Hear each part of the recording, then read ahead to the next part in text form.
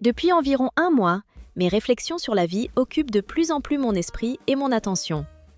Lorsque la plupart des gens prononcent ce mot, vie, leur voix porte quelque chose d'ordinaire, et ils cherchent généralement à comprendre ce qu'ils veulent vraiment faire de leur existence. Cela peut être un choix de carrière, la construction de relations familiales, des activités de divertissement, ou simplement la possibilité de se détendre et de se reposer. Mais j'ai commencé à voir cela sous un angle légèrement différent.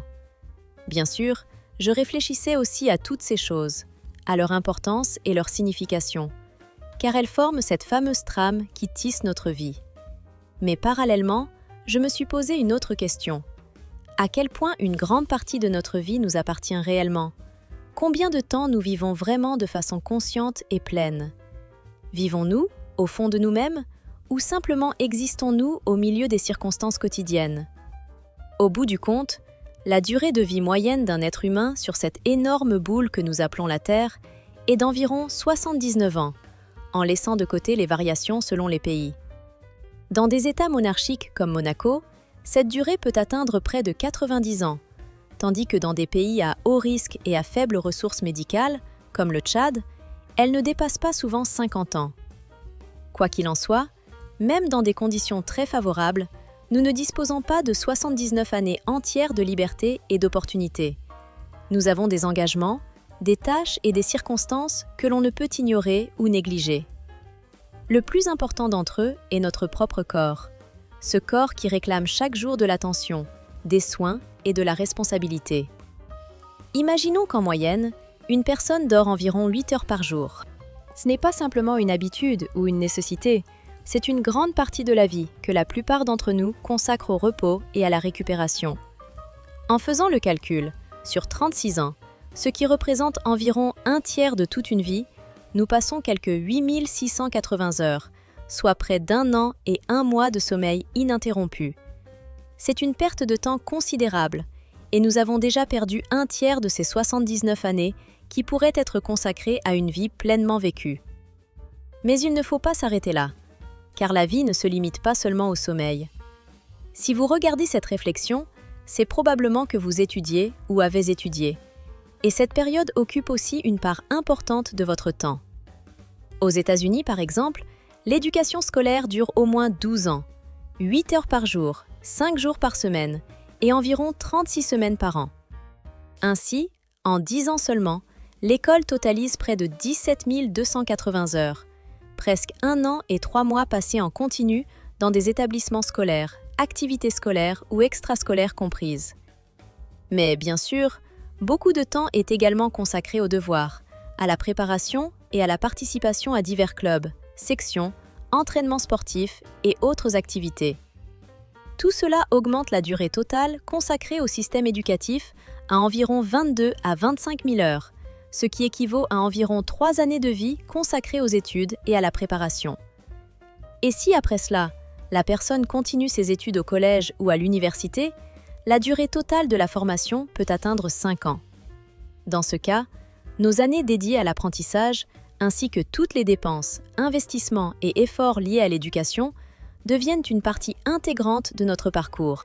En tenant compte de tout cela, il reste environ 48 ans pour la vie future, l'acquisition d'expériences, la réalisation de rêves et de désirs. Mais toutes ces années que nous avons consacrées aux études et au développement professionnel nécessitent également une application pratique. La plupart du temps, les gens tentent immédiatement de trouver un emploi dans leur domaine ou dans un secteur lié à leur diplôme, afin de ne pas perdre les connaissances et compétences acquises. Cela implique généralement un emploi à temps plein, 40 heures par semaine, ce qui est considéré comme la norme de travail standard. Parfois, les gens bénéficient de 2 semaines de congé et le reste du temps, ils consacrent à leur activité professionnelle. Si l'on prend la durée moyenne de la vie active, elle est d'environ 45 ans. Dans des calculs simplifiés, cela représente un peu plus de 50 ans. Mais en réalité, la majorité des gens travaillent un peu plus longtemps, environ 48 ou 49 ans, en traversant de multiples changements d'emploi, de carrière et de situation de vie. Sur toute une vie, cela représente environ 90 000 heures, près de 10 ans, entièrement consacrées à la profession et au travail. Après cela, il reste encore un tiers de la vie, environ 38 ans, qui ressemble en fait à un espace de repos, de famille, de hobby et de autres plaisirs.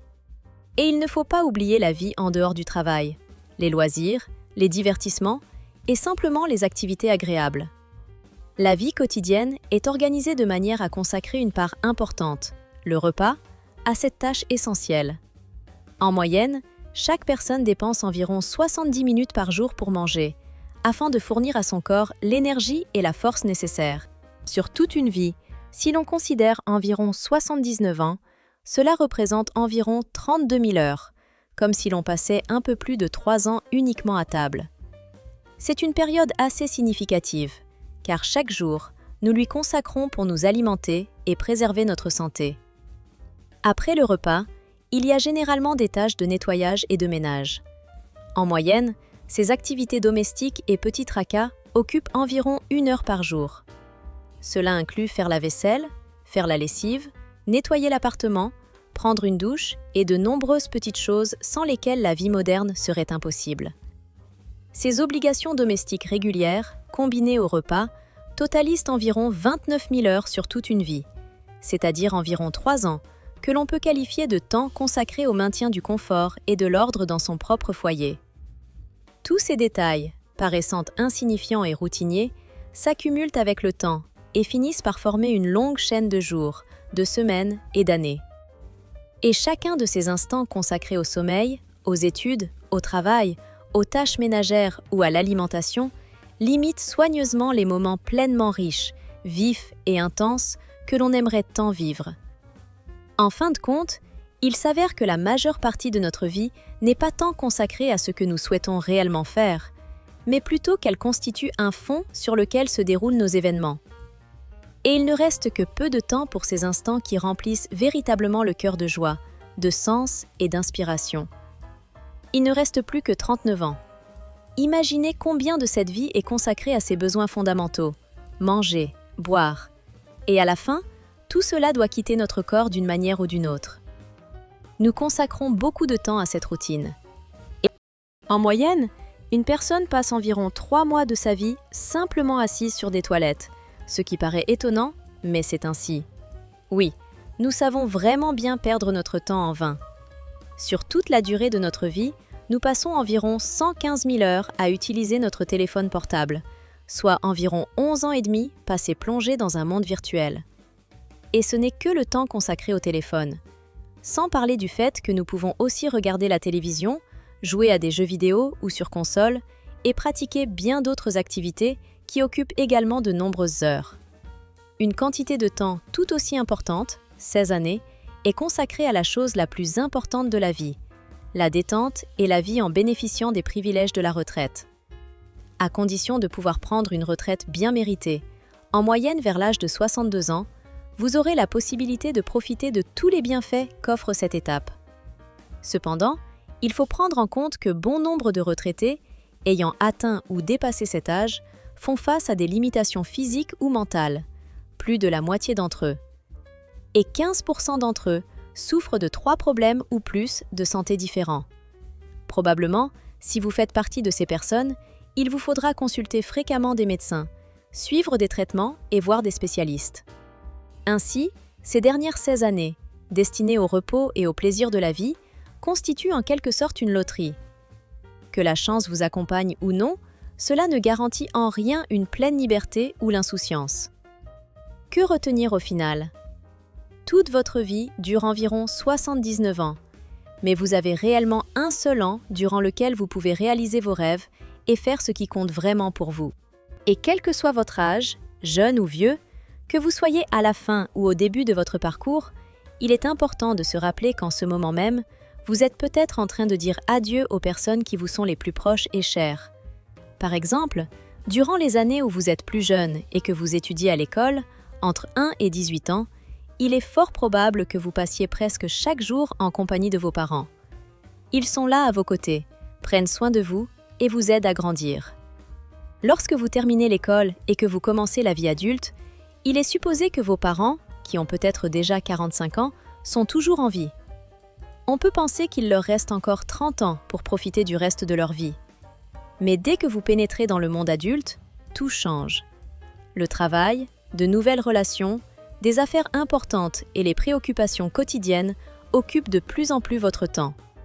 Et si vous parvenez à quitter votre ville natale, les rencontres avec vos parents deviendront rares, peut-être uniquement lors des fêtes ou d'événements spéciaux. Cela signifie qu'il ne vous reste en tout que 10 jours par an à passer avec ceux qui vous ont donné la vie, alors qu'avant, vous pouviez les voir presque chaque jour.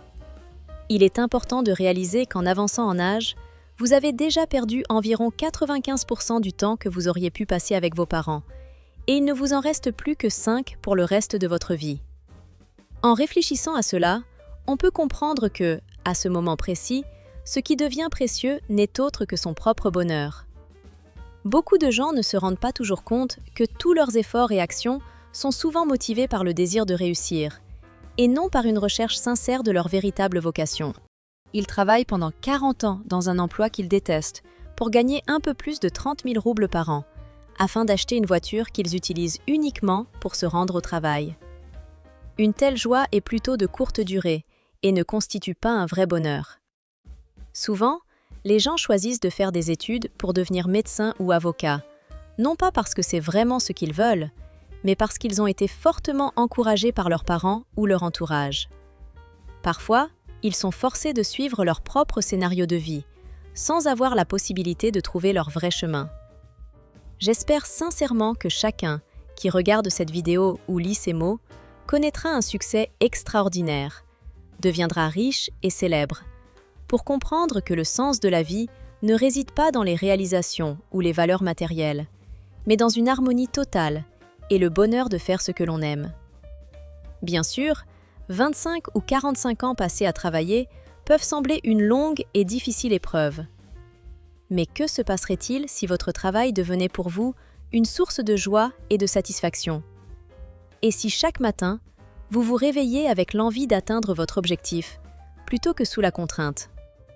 Alors, la vie elle-même cesse d'être une route droite et prévisible.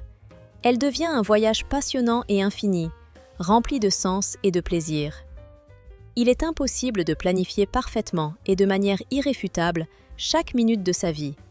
Cela ne fonctionne tout simplement pas comme nous le souhaiterions. Nous consacrons chaque jour beaucoup de force et de temps à prévoir et à planifier le suivant, plutôt que d'accepter simplement le jour présent tel qu'il est, avec toutes ses spécificités et ses surprises. Bien sûr, nous avons besoin de nourriture, c'est évident. Impossible de faire autrement. Mais vous est-il déjà arrivé de vous demander ce que ce serait si une partie de ce temps consacré au repas était passée en compagnie de proches, d'amis ou de ceux qui rendent votre vie plus lumineuse et agréable? Que se passerait-il si nous réfléchissions à nos itinéraires quotidiens et à nos habitudes, et que soudain, nous réalisons que le trajet jusqu'au travail semble parfois fatigant et long, et qu'au lieu de se plaindre, on pourrait écouter des podcasts intéressants ou partir ensemble avec des collègues ou des amis en discutant de tout et de rien. 13 ans, passés inutilement à utiliser constamment son smartphone ou à consulter les vitrines des réseaux sociaux peuvent sembler rien. Mais si, durant ces années, nous avions concentré nos efforts sur la réalisation de ce dont nous rêvions depuis longtemps, peut-être faudrait-il commencer à développer sa propre entreprise, à créer la marque dont vous avez toujours rêvé, ou à ouvrir une chaîne YouTube pour partager vos idées et pensées avec les autres. Imaginez à quel point vous pourriez devenir précieux pour votre entourage, de manière inattendue. Cela peut être bien plus que vous ne l'auriez cru. Et si vous prenez soin de vous, que vous faites régulièrement du sport et que vous vous nourrissez sainement, vos chances de préserver votre santé à l'avenir augmentent considérablement. Cela vous laissera beaucoup plus de temps libre pour acquérir de nouvelles compétences ou renforcer vos relations personnelles avec vos proches et amis. Après tout, personne et rien sur cette planète ne peuvent arrêter le flux du temps. Il avance, indépendamment de nous, et c'est justement ce qu'on ne peut pas récupérer. On peut perdre de l'argent, et c'est, bien sûr, désagréable, mais l'argent peut toujours être regagné. On peut traverser une rupture ou un malentendu avec un ami, et ce n'est pas grave, car de telles situations sont nombreuses, et il y a toujours de nouvelles personnes et de nouvelles opportunités autour de nous. Mais le temps, hélas, il n'est pas possible de le récupérer. Il n'existe tout simplement pas, il s'en va pour toujours. Combien de jours avez-vous passé à répéter les mêmes tâches ennuyeuses et désagréables auxquelles vous ne prêtez aucune attention? Et surtout, quand tout cela se terminera-t-il? La vie est une succession de choix. Chaque acte, chaque décision que vous avez prise vous a mené à ce moment, à celui où vous regardez cette vidéo et réfléchissez à ce que vous allez faire ensuite. Sachant que vous n'avez qu'une seule vie, car dans ce monde, et pas dans un autre, nous ne pouvons pas la revivre. Pourquoi ne pas commencer à prendre vos propres décisions, en suivant uniquement vos désirs? Beaucoup vivent en fonction de l'opinion des autres, ce qui est souvent totalement faux et constitue une contrainte inutile. Beaucoup font face à de nombreux obstacles dans leur vie, et la plupart du malheur ne vient pas de l'argent ou du temps, mais de la vie des autres. La plupart des gens, environ 90%, souffrent d'insatisfaction parce qu'ils attachent une trop grande importance à l'opinion des autres, oubliant leurs propres valeurs et leurs convictions intérieures. Lorsque vous aurez plus de 60 ou 70 ans et que vous ne pourrez plus faire ce que vous faisiez dans votre jeunesse, cela deviendra l'un des regrets les plus douloureux. Et ce regret sera plus douloureux que toute rupture, échec ou autre défaite que vous avez pu connaître auparavant. Vivre de manière à ne pas regretter le passé est essentiel. Car la peur de manquer des opportunités, ce que l'on appelle le FOMO, Fear of Missing Out, est une sensation toxique qui empêche de mener une vie pleinement épanouie. Au lieu de tenter sans cesse d'imiter les personnes des pages populaires sur Instagram, YouTube ou autres réseaux sociaux, il vaut mieux commencer à vivre selon ses propres règles et rythmes. Il ne faut pas simplement observer la vie d'autrui et absorber passivement leur expérience. Il est temps de se demander « Qu'est-ce que je fais de mon temps ? Est-ce qu'il faut appeler son patron pour lui dire qu'on démissionne ? Non. Ou abandonner ses études demain ? Également non. Tout est beaucoup plus simple. Il est important de comprendre clairement ce que l'on souhaite de la vie et de faire le premier pas dans la bonne direction. Bien sûr, ces changements ne se produiront pas en un jour. Ce n'est pas le but. C'est dans ce processus que réside le chemin. Il n'y a aucun intérêt à attendre un résultat instantané, car sans le voyage, il n'y aurait plus de raison d'avancer. Aussi banal que cela puisse paraître, votre vie n'est qu'un parcours bref et précieux, qui dure environ une dizaine de décennies et demie. Pourtant, c'est très peu comparé à l'éternité. Il y a peu d'événements qui, par leur ampleur, peuvent se comparer à ce que vous êtes appelé à vivre tout au long de votre existence. Cela deviendra en réalité la partie la plus longue, la plus durable, et en même temps, la plus importante de votre existence. Cependant, il faut se rappeler que l'univers dans lequel nous vivons est incroyablement ancien. Son âge est d'environ 33 milliards et demi d'années. Si l'on imagine que toute l'histoire de l'univers est condensée en un quart de journée, alors les manifestations de la vie, telles que nous la connaissons aujourd'hui, avec ses machines, ses avions et sa civilisation avancée, n'apparaîtraient que dans la dernière seconde de cette période. En d'autres termes, tous nos progrès, toutes les civilisations que nous avons créées, ne sont qu'un phénomène presque passager face à l'immense histoire cosmique, qui dure déjà près de 14 milliards d'années.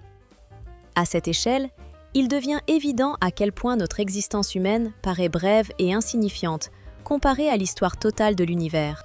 Cette compréhension constitue un puissant rappel de l'importance de se concentrer sur ce qui compte réellement, à savoir que ce qui est essentiel pour chacun de nous réside dans notre état intérieur, nos convictions et nos perspectives.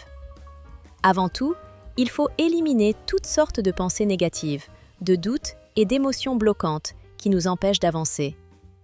Efforcez-vous de maintenir en vous cette clarté où, dans la vie, indépendamment des circonstances extérieures, il ne reste qu'une seule chose importante, votre propre opinion sur vous-même et sur ce qui vous entoure. Lorsqu'on prend conscience que l'opinion des autres n'est qu'une parmi tant d'autres, sans réelle emprise sur votre monde intérieur, de nouveaux horizons s'ouvriront à vous. La capacité de prendre du recul face au bruit extérieur, aux distractions et aux jugements négatifs permet de rendre votre vie plus claire et plus sincère. À ces moments-là, la voix intérieure devient plus calme, le bruit dans la tête diminue, et vous commencez à mieux entendre votre véritable essence, vos désirs et vos valeurs. Ainsi, se libérer des influences négatives et réaliser que la seule opinion qui compte vraiment est la vôtre aide à rendre le monde intérieur plus stable et harmonieux. En fin de compte, cette paix intérieure et cette transparence nous aide à naviguer dans la vie et à atteindre les objectifs qui comptent vraiment pour nous, tout en restant libre de toute influence et pression extérieure.